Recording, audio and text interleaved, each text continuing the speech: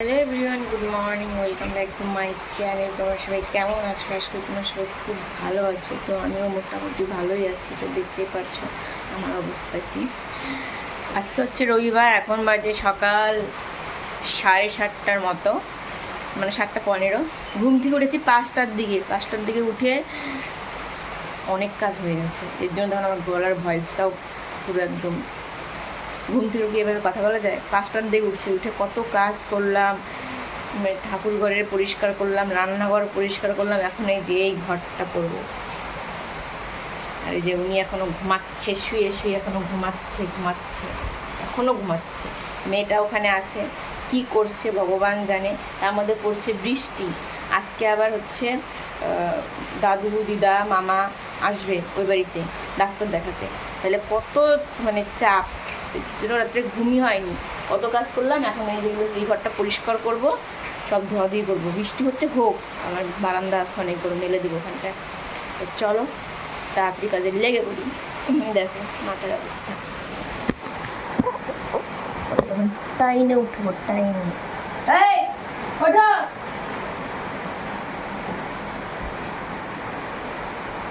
তাড়াতাড়ি ওঠো।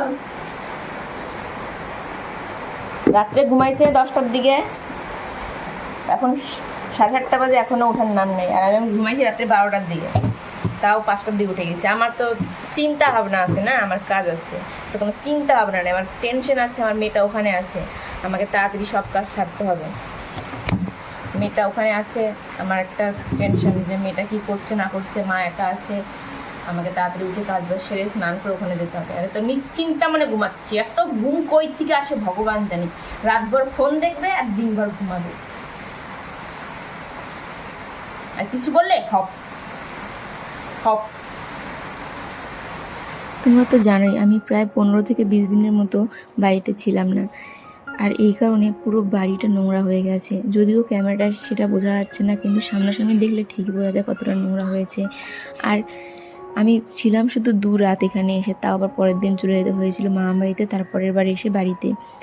আর এমনিতেও সোনুর স্কুলটা বন্ধ ছিল বলে ভেবেছিলাম বাড়িটা পরিষ্কার করব, কিন্তু তারপরে এমন কিছু ঘটনা ঘটে আর করতেই পারিনি।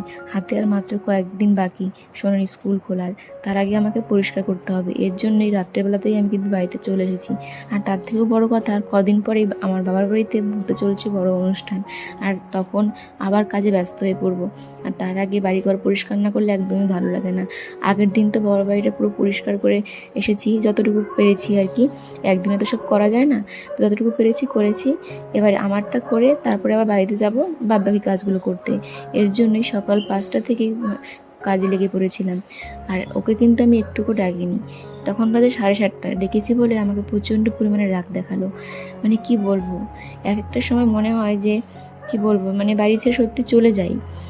কারণ আমার এই কাজগুলো নাকি কোনো কাজই না। আসলে সত্যি কথা বলতে, আমরা মেয়েরা যে কাজগুলো করি সেগুলো কারো চোখে কাজ মনে হয় না, কারণ এগুলো করে তো ইনকাম করা যায় না। মানে এই কাজগুলো করে তো কেউ আমাদের টাকা দেয় না, এর জন্যই। কিন্তু তারা বোঝে না একটা মেয়ে বাড়িতে না থাকলে বা একটা বউ বাড়িতে না থাকলে ঘরগুলো কতটা অগুছালো, কতটা অপরিষ্কার হয়ে থাকে। সেগুলো তাদের চোখে ঠিকই পড়ে না, কিন্তু আমরা যখন বাড়িতে আসি আমাদের চোখে সবার আগে পড়ে যে ওই জায়গাগুলো কি নোংরা হয়েছে। তো দেখো কতটা, মানে কি বলবো, মানে পরিষ্কার করছি সেটা তোমরা মানে সামনাসামনি দেখলে বুঝবেই না। এত পরিমাণে নোংরা জমেছিল। দেখো এই যে কত নোংরা হয়েছে ওয়াইপসগুলো, সেটা বুঝতেই পারছো। ফ্যান আর জানালা খুশেই এতটা। আর সব কিছু তো ভিডিওতে দেখানো সম্ভব না, আরও অনেক কাজ ছিল। তার মধ্যে বৃষ্টি ছিল, এই জন্য সব কিছু তো ক্যামেরা করা সম্ভব হয় না। তার মধ্যে আমি কাজ করবো না ভিডিও করবো, এই জন্য যতটুকু পেরেছি করেছি। আর এই কাজগুলো নাকি কোনো দামই নেই ওর কাছে। তো দেখো ওই সমস্ত কাজ করে এখন এই যে কবাট লাগাচ্ছি হচ্ছে তোষকে। কারণ যেদিনকে আমি এই বাড়ি থেকে গিয়েছিলাম সেদিনকার দুপুরবেলা শুনো হিসু করেছিল। এমনিতে করে না, কিন্তু সেদিন দুপুরবেলা হয়তো স্বপ্ন দেখেছিল। তারপরে সব ধোয়াধুয়ি করে রেখে গেছিলাম, আর ওর বাবা আবার তোষকটাকে রোদ্রে দিয়েছিল, কিন্তু কবাটটা লাগানো হয়নি। আজকে লাগাচ্ছিলাম, খুব অসুবিধা হচ্ছিল, কারণ আমার এমনিতে শরীরটা খুব খারাপ, আমি কাউকে বুঝতে দিতে চাই না। আর তারপরে সকাল থেকে না খেয়ে আছি, এত ভারী ওকে বারবার ডাকছি, কিন্তু আমার কথা পাত্তাই দিল না। সত্যি মাঝে মধ্যে মনে হয় কি ভগবান তো আমাকে তোমার কাছে নিয়ে নিতে পারো, এতটা যন্ত্রণা মানে আমাকে দেওয়ার কোনো দরকার ছিল। তো যাই হোক, দেখো এখন সমস্ত কাজ মোটামুটি কমপ্লিট। এখনও সব জামাকাপড় মেলে দেওয়া হয়নি, কারণ বাইরে তখন বৃষ্টি পড়ছিল। আর এতটাই কষ্ট হচ্ছিল, মানে কি বলবো, একেই এতটা সকাল থেকে খাটলাম, তারপরেও সোনার বাবা আমাকে এমন এমন কিছু কথা শুনিয়েছে। তারপরে বাবার বাড়িতে দিদা, দাদু, মামা এসেছে, অসুস্থ দাদু, তবুও আমি এখন তো যেতে পারলাম না দেখতে। ফোন করে শুনলাম যে তার ডাক্তারের কাছে চলে গেছে। আর তখন বুঝতে পারছিলাম না আবার দেখতে পারবো কিনা, কারণ আজকেই তো রিটার্ন হয়ে যাবে।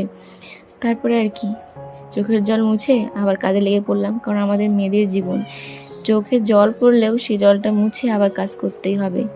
বিশেষ করে আমার একটা ছোট বাচ্চা আছে, আমি বেশিক্ষণ মানে রেগেও থাকতে পারি না, কোথাও চলে যেতেও পারি না, যে যেদিকে চোখ যাবে সেদিন চলে যাব। শোনার কথা ভেবে আমি সব সময় সব কিছু চুপ পুরো মেনে নিই, কিন্তু একটা সময় আসে তখন আর মেনে নিতে ইচ্ছা করে না। মানে সত্যি ভগবান মনে হয় আমার জন্য শুধু দুঃখটাই লিখেছে, এরকমটাই মনে হয়। তো দেখো, এখন আমি মোটামুটি কাজের শেষের দিকে, ভাবছিলাম যদি আবার আটকে যাই ওখানটায়, তো এগুলো কে করবে, ওভাবেই থেকে যাবে। এর জন্য সমস্ত কাজ কমপ্লিট করলাম। বৃষ্টি ছিল, খুব ভয় লাগছিল, তারপরে দেখি রোদ্র উঠলো, সব জামা কাপড় মেলে দিলাম বাইরে। তবু মানে চিন্তিত আছি, কেননা আবার বৃষ্টি হতেই পারে। তাও আমি জামা কাপড়গুলো মেলে এদিকে আকাশটা দেখলাম ভালো, এর জন্য আর কি ভাবছি থাক, বাইরেই থাক। এদিকে দেখো রান্নাঘরটাও কিন্তু পরিষ্কার করেছি সকালবেলাতে, সমস্ত জিনিস ধোয়াধুয়ি করে ঘষা মাজা করে একদম পরিষ্কার।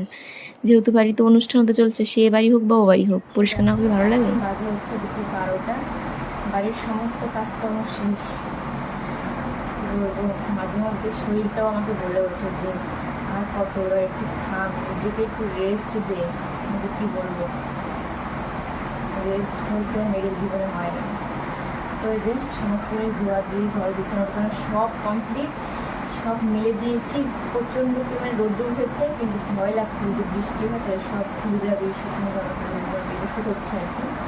তো এখন আমাকে যেতে হবে বাড়িতে, মা নেই বাড়িতে, মা চলে গেছে ডাক্তারের কাছে, দিদা দাদু সবাই চলেও আসছে। তো এখন আমি যাই, কিছু খাইনি এখন পর্যন্ত, সকাল থেকে পুরো না খেয়ে, মানে শুধু জল খেয়েছি।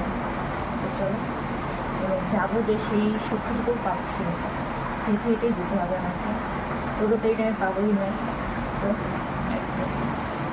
কপাল খারাপ হলে যা হয়। তো চলো ওখানে যাই, সমুদ্রে কী করছে ভগবান সেই সাথে জানে। ওখানে গিয়ে আবার দেখা হচ্ছে তোমাদের সাথে, রোদ্র উঠেছে বাইরে, ছাতা ছাড়া উপায় নেই। তো চলো ওখানে যাই, তারপর তোমাদের সঙ্গে আবার দেখা হচ্ছে। দেখো এখানে এসে খাওয়া দাওয়া করে সোনুকে স্নান টান করে যে ঘুম পাড়িয়েছিলাম, ঘুম থেকে ডেকে তুললাম, কারণ দাদুরা চলে আসছে। আর এখন নিচে যাবো, সোনুর জন্য যেতেও পারছি না, কি জ্বালা, এখানে আসলেই একটা সমস্যা। যদি ঘুমিয়ে পড়ে শোনো, ওকে রেখে যেতে মানে যাওয়াই যায় না, তো রিক্স না। এখন উঠতেই চাচ্ছে না ঘুমের ঘরে, ওইদিকে বসে আছে মামা, দাদু, দিদা, ওখানে ওইখান থেকে দেখা যাচ্ছে। আমি যাবো, দেখা তো কি জ্বালা। শোনো রে, চল তাড়াতাড়ি, দাদু বসে আছে ওখানটা, চলে যাবে বাড়িতে, চল। ওই যে ওখানটা দেখবি, উঠবি তো, দেখ, চল তাহলে ও তাড়াতাড়ি ওঠ।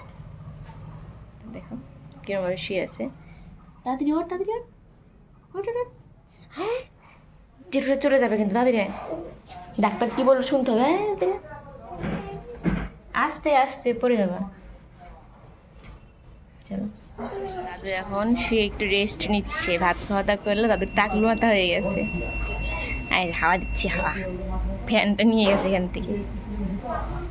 দাদু ঘুম পাইছে? ঘুম পায় নাই? তো দেখো এখন সবাই চলে যাচ্ছে, আর দাদুর খুব মন খারাপ ছিল তখন। তারপরে আবার রাত্রেবেলা বাড়ি চলে আসি, এসে দেখি আমার ঘরের অবস্থা খুব খারাপ। যত কিছু ধুয়েছিলাম সব এনেছে ঠিকই ঘরে, কিন্তু দেখো এই যে ঢিপ হয়ে আছে, প্রচণ্ড বৃষ্টি হচ্ছিল। তারপরে বাবা এসে দিয়ে গেছে, সব কাজকর্ম করবো এখন। চলো আজকের ব্লগটা এ পর্যন্তই, কারণ মনটা তখন আমার ছিল প্রচণ্ড পরিমাণে খারাপ। এরপরে কি হতে চলছে আমার কিছু জানা নেই।